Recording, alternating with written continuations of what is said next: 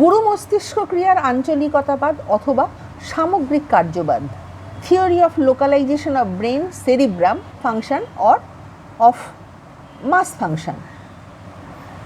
গুরু মস্তিষ্কের কি আঞ্চলিক বিভাগ আছে, অর্থাৎ গুরু মস্তিষ্কের কি বিভিন্ন অংশ রয়েছে যাদের ক্রিয়া ভিন্ন ভিন্ন, অথবা গুরু মস্তিষ্ক কি সামগ্রিকভাবে ক্রিয়া করছে? এই প্রশ্নটা শরীরতত্ত্বের এক গুরুত্বপূর্ণ প্রশ্ন এবং এই প্রশ্নটাকে কেন্দ্র করে দুটো মতবাদ রয়েছে। একটা হচ্ছে আঞ্চলিকতাবাদ, যেটা হচ্ছে থিওরি অফ লোকালাইজেশন, আর আরেকটা হলো সামগ্রিক কার্যবাদ, যেটাকে বলা হচ্ছে থিওরি অফ মাস অ্যাকশন। প্রথমে আমি প্রাচীন মতবাদ যেটা আঞ্চলিকতাবাদ, ওল্ড থিওরি অফ লোকালাইজেশন যেটা রয়েছে সেইটা আমি বলবো। 1800 খ্রিস্টাব্দের পরবর্তীকালে প্রখ্যাত শারীরতাত্ত্বিক গল এর মস্তিষ্ক বিদ্যার দ্বারা তিনি প্রভাবিত হয়ে অনেকেই এমন ধারণা পোষণ করেছিলেন যে গুরু মস্তিষ্কের বিভিন্ন অঞ্চল রয়েছে এবং এক একটা অংশ এক একটা মানসিক অথবা দৈহিক ক্রিয়া নিয়ন্ত্রিত করে। দেখা যাচ্ছে যে গলের অভিমত অনুসারে মাথার খুলির বিভিন্ন অংশের বিভিন্ন রকমের স্ফীতি ভিন্ন ভিন্ন মানসবৃত্তির, যথা বুদ্ধি, আবেগ, প্রবণতা ইত্যাদির নির্দেশক। যেমন সামনের যে কপালের যে স্ফীতি সেটা হচ্ছে প্রখর বুদ্ধির, আবার মধ্য কপালের যে স্ফীতিভাব রয়েছে সেটা হচ্ছে নৈতিক বোধের নির্দেশক। গলের এই যে অভিমত সেটা সুনিয়ন্ত্রিত পরীক্ষণ নির্ভর না হওয়ার জন্য বিজ্ঞানের জগতে এই মতবাদটা তেমন সমাদৃত হয়নি। তবে গলের মস্তিষ্কবিদ্যা সমাদৃত না হলেও মাথার খুলির স্ফীতিকে মানসবৃত্তির নির্দেশক রূপে গণ্য করা না হলেও অনেকে শরীরতাত্ত্বিক খুলির অন্তর্গত গুরুর যে মস্তিষ্কের বিভিন্ন অঞ্চলের এবং তাদের সঙ্গে যুক্ত ভিন্ন ভিন্ন দৈহিক এবং মানসিক ক্রিয়া উল্লেখ করেছেন। অর্থাৎ এই যে গুরু মস্তিষ্ক রয়েছে তার সঙ্গে যে দৈহিক এবং মানসিক ক্রিয়া যে বর্তমান সেটাই বোঝা যাচ্ছে। গুরু মস্তিষ্কের ক্রিয়া সম্পর্কে এদের এই অভিমতকে বলা হচ্ছে আঞ্চলিকতাবাদ। এই মতবাদ অনুসারে গুরু মস্তিষ্কের উপরিভাগ কর্টেক্স বিভিন্ন বিভাগ রয়েছে এবং এক একটা বিভাগ এক একটা দৈহিক অথবা মানসিক ক্রিয়াকে নিয়ন্ত্রণ করছে। ফিটস, ব্রোকা তারা এই মতবাদটাকে সমর্থন করেছেন। মস্তিষ্ক ক্রিয়ার উপরোক্ত আমি যে কথাগুলো বললাম প্রথমে, সেই বৈশিষ্ট্যের পরিপ্রেক্ষিতে অনেকে মনে করছেন যে গুরু মস্তিষ্কে বিভিন্ন রকম কেন্দ্র রয়েছে এবং এক একটা কেন্দ্র বিশেষ প্রকার চেষ্টীয় অথবা সংবেদীয় ক্রিয়াকে নিয়ন্ত্রণ করে।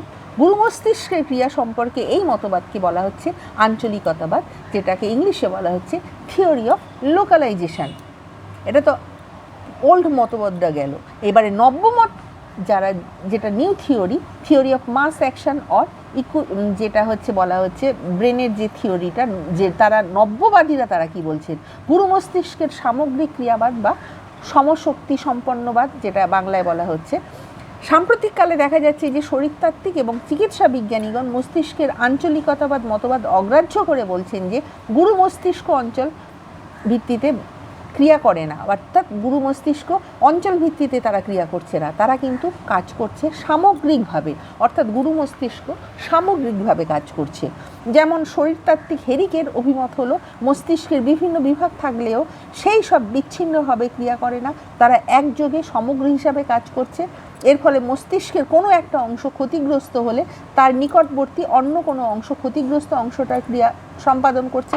তাই একটা পার্ট ক্ষতিগ্রস্ত হলে তার পাশের যে পার্টটা রয়েছে সে তার ওই জায়গাটা অভাবটা পূরণ করে দিচ্ছে। অর্থাৎ মস্তিষ্কের বিভিন্ন অংশ সমশক্তি সম্পন্ন এবং প্রয়োজন বোধে যে কোনো অংশ তার সন্নিহিত অংশের কার্যভার গ্রহণ করতে পারে। আধুনিক শরীরতত্ত্ববিদদের মস্তিষ্ক ক্রিয়া সম্পর্কে এই মতবাদকে বলা হচ্ছে সামগ্রিক ক্রিয়াবাদ, theory of whole function or mass action বা সমশক্তি সম্পন্নবাদ, থিওরি অফ যেটাকে বলা হচ্ছে সমশক্তিবাদ, ফাংশন যে মাস অ্যাকশন যেটা। আধুনিক কালের এই মতবাদের প্রধান সমর্থক হলেন ফ্লোরেন্স ল্যাশলে। এই দুইজন প্রখ্যাত শরীরবিজ্ঞানীর কয়েকটা পরীক্ষা তারা করেছিলেন। পরবর্তীকালে দেখা যাচ্ছে যে নব্য বিজ্ঞানীরা রয়েছে তাদের মধ্যে ল্যাশলে কতগুলো সাদা ইঁদুরের উপর পরীক্ষা নিরীক্ষা করে এই সিদ্ধান্তে আসছেন যে মস্তিষ্ক সমগ্রভাবে ক্রিয়া করছে। এই সিদ্ধান্তে তারা উপনীত হচ্ছেন। আলো অন্ধকার নির্বাচন, এটাই হলো ল্যাশলের পরীক্ষণ কার্যের প্রতিপাদ্য বিষয়। ইঁদুর কথা বলে না, কাজেই পরীক্ষণ কার্যে ব্যবহৃত ইঁদুরগুলো অন্ধ অথবা অন্ধ নয়, তারা দেখতে পায় অথবা পায় না, এই বিষয়টা তাদের আচরণের মধ্য দিয়ে জানতে হচ্ছে। কোনো ইঁদুর যদি সাদা কালোর আলোক এবং অন্ধকারের মধ্যে পার্থক্য করতে পারে তাহলেই বুঝতে হবে যে ইঁদুরটা দৃষ্টি ক্ষমতা সম্পন্ন। পরীক্ষণ কার্যে এই ইঁদুরের দৃষ্টি ক্ষমতা নিয়ে তারা পরীক্ষা করেছিলেন এবং সেখানে একটা পরীক্ষা রয়েছে, যেটা আমি আর এখন অতটা ডিটেলস বলবো না।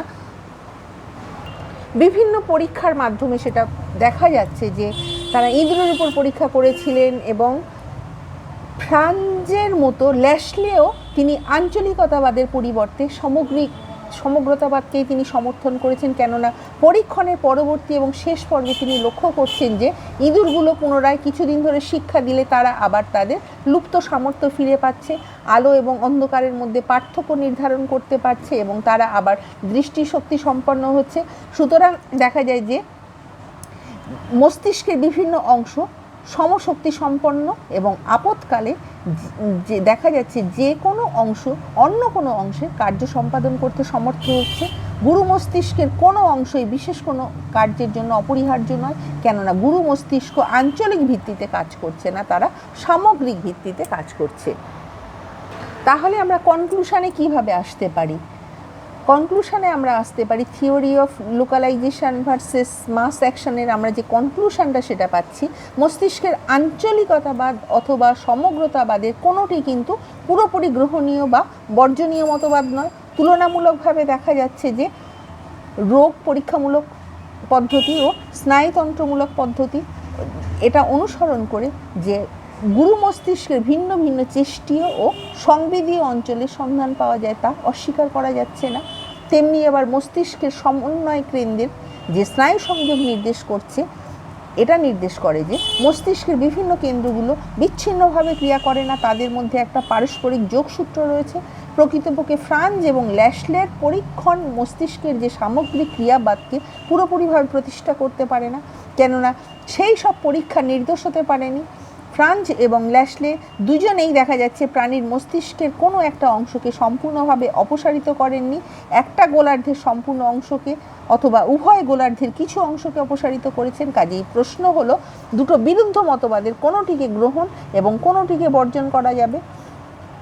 দুটো এখানে আমাদের আমরা এখানে কোনটা গ্রহণ করব বা কোনটা বর্জন করব, এই রকমভাবে আমাদের একটা বিতর্ক তৈরি হচ্ছে। এই বিতর্কিত প্রশ্নটার সঠিক উত্তর দেওয়ার সহজসাধ্য নয়।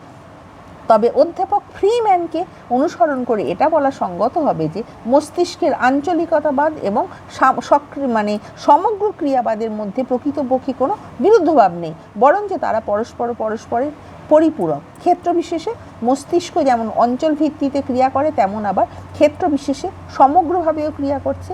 অবশ্য মস্তিষ্কের বিকাশ বৃদ্ধি লক্ষ্য করে এমন বলা চলে যে ইতর প্রাণীরা অনুন্নত মস্তিষ্ক সমগ্র ভিত্তিক ক্রিয়া যতটা প্রকট, মানুষ উন্নত মস্তিষ্কে ততটা কিন্তু প্রকট নয়।